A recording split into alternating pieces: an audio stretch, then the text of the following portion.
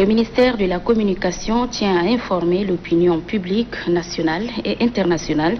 que les allégations mensongères et malveillantes faisant état de l'existence des cachots et des prisons secrètes au Tchad où des détenus subiraient de tortures et autres traitements dégradants sont dénués de tout fondement et n'ont pour seul objectif que de ternir l'image du Tchad et minimiser les efforts énormes que déploie constamment le gouvernement pour la protection et la promotion des droits humains. Les deux lieux de détention de l'Agence nationale de sécurité ANS, qualifiés abusivement de cachots ou de prisons secrètes, accueillent parfois sous mandat judiciaire et pour des impératifs sécuritaires des prévenus et ou des prisonniers qui présentent ou contre lesquels pèse une menace. Ces lieux, souvent visités par le Comité international de la Croix-Rouge, ont aussi abrité les prisonniers de l'UFR, du CCMSR et autres mercenaires ayant porté atteinte à la sûreté de l'État récemment graciés. Donc, il ne s'agit nullement des prisons secrètes,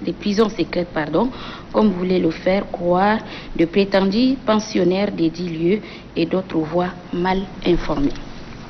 Par ailleurs, il convient de rappeler que tous les services spéciaux du monde ont leurs locaux de garde à vue ou de détention pour des enquêtes portant sur des infractions graves comme le terrorisme, les trafics sur des infractions graves comme le terrorisme, les trafics des personnes, de drogue ou des armes, etc. Les enquêtes relatives à ces infractions sont souvent conduites en étroite collaboration avec les autorités judiciaires tchadiennes qui peuvent témoigner de l'absence de torture ou autres traitements inhumains ou dégradants. En tout état de cause, poursuit le communiqué, il n'est pas de la compétence d'un président de la Commission nationale des droits de l'homme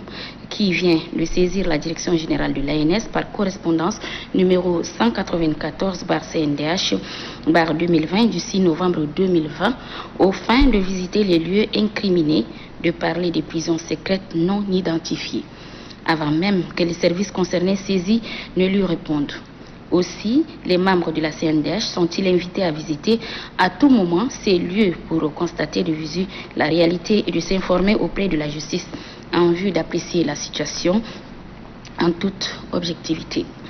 Tout en rejetant et condamnant avec force les graves et fallacieuses accusations relevant de la mauvaise foi et de la manipulation à des fins inavouées, le gouvernement rassure l'opinion nationale et internationale qu'aucun recul n'est envisageable dans le domaine de la protection et de la promotion des droits de l'homme au Tchad. Fait en N'Djamena le 14 novembre 2020.